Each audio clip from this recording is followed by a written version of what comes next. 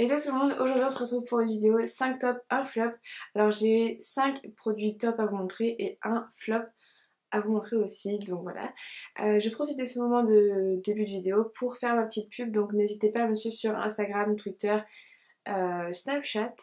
Je vous réponds à toutes et puis voilà, on discute, c'est cool. Sur ce, c'est parti avec la vidéo. Je veux pas que ça dure trop longtemps parce qu'en général les vidéos favoris, top, flop, machin, ça dure une éternité et je veux pas que ça dure ça. D'abord dans la catégorie top, et en soin, c'est le Hydrate Genius de L'Oréal. Oui, je sais, j'ai un peu la voix cassée, c'est un peu chiant. À l'aloe vera, qui est vraiment super bien. Je l'utilise tout le temps, tout le temps. C'est mon deuxième flacon, je l'avais déjà acheté en mai et du coup je l'ai racheté parce qu'il était vraiment super bien. J'ai terminé il n'y a pas longtemps l'autre, donc en fait il m'a fait vraiment vraiment très longtemps.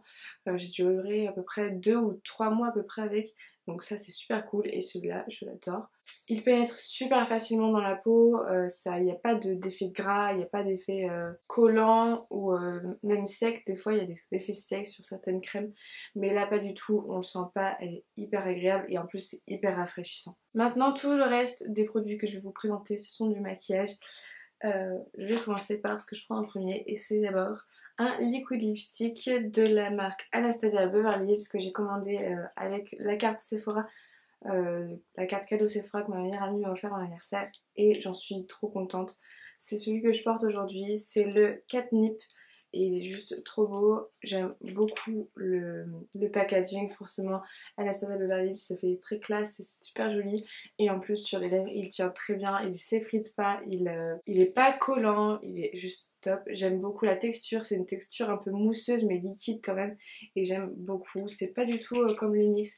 L'Unix, je trouve que c'est un peu crémeux et mousseux, alors que là c'est crémeux, mousseux et liquide, vraiment liquide et j'aime beaucoup. Troisième top, c'est le Dior Show Maximizer 3D, donc c'est une base à mascara et je n'utilisais jamais ce genre de produit avant, mais quand j'ai fait ma commande Sephora, j'ai dû choisir des échantillons, pardon, et j'ai pris ceci et je sais pas si vous verrez, mais mes cils sont carrément plus longs, plus élancés, plus fournis qu'avec juste un mascara normal. Euh, je- En plus je mets qu'une seule couche, donc voilà. Avec ça en dessous, c'est juste top. Je trouve que mes cils sont plus allongés, plus fournis et je trouve ça vraiment plus beau. La base blanche c'est vraiment bizarre au début parce qu'on se dit mais ok, je vais jamais réussir à passer du mascara noir au-dessus et qu'on voit plus le blanc, mais si, franchement il est génial ce petit truc. Je pense que quand je l'aurai fini, j'aurais bien envie de le racheter, mais bon le prix un peu moins. Ensuite, avant-dernier top, et ceci je vous en ai parlé sur Snapchat, c'est l'anti-cerne de chez Bourjois, c'est le Radiance Reveal.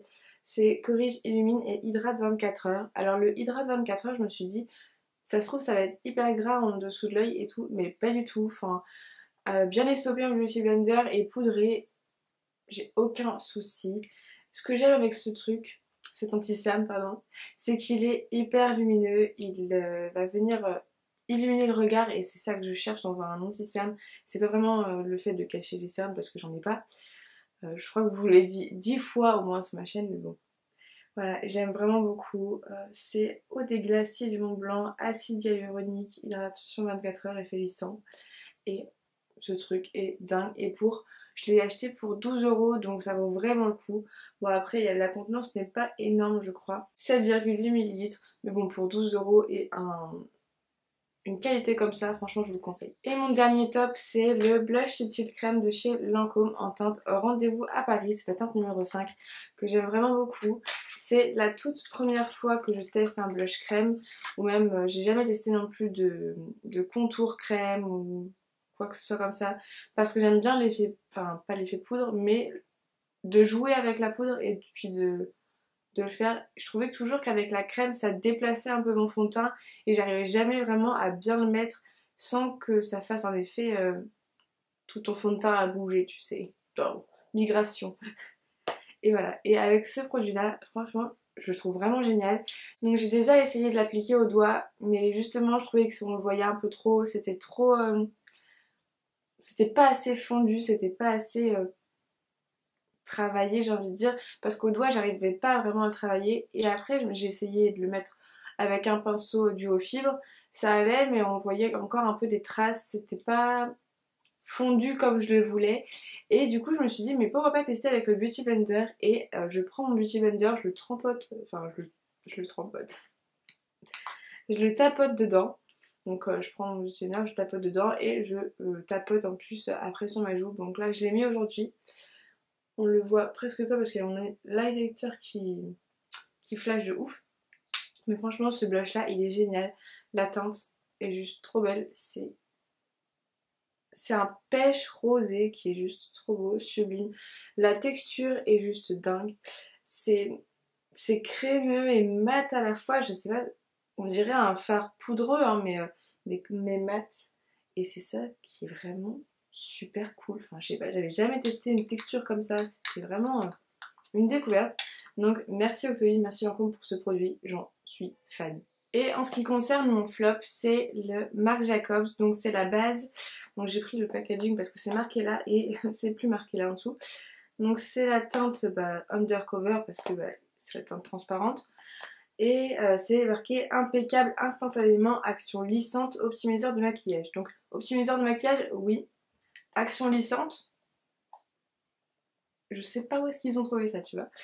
Je me suis dit, bon allez, je reteste. Et si on en met beaucoup, oui, il y a une action lissante, mais il faut vraiment en mettre la tonne. Et c'est pas ce que je recherche avec une base. Moi, je vais en mettre un tout petit peu et puis que ce soit vraiment nickel. Et avec la base Make Up Forever, la grise, c'est la Step One que j'utilise depuis hyper longtemps. Et j'ai pas cet effet-là, j'ai vraiment un effet lissant en appliquant un tout petit peu. Et là, en fait, vu que la texture est hyper liquide, et on a du mal à vraiment avoir un effet flouté, à avoir un effet lisse. Et c'est ça que j'aime pas trop avec cette base. Par contre, l'odeur est à tomber. Ça, je vous jure, c'est vraiment à tomber. Et ouais, ça fait tenir un peu plus longtemps le maquillage. Et ça, j'en suis consciente. Mais je suis désolée, mais pour l'action lissante, aucune efficacité. Et voilà, cette vidéo est terminée. J'espère qu'elle vous aura plu, qu'elle vous aura fait peut-être découvrir un produit ou deux. Et dans l'autre cas, ne pas acheter un autre produit. J'espère que vous mettrez un petit pouce en l'air et un petit commentaire pour me le dire en dessous, quoi. Et voilà, sur ce, je vous ferai plein de gros bisous et je vous dis aussi d'aller vous abonner à mon Snapchat, mon Instagram et mon Twitter. Voilà, je vous fais plein de gros bisous et je vous dis à la semaine prochaine.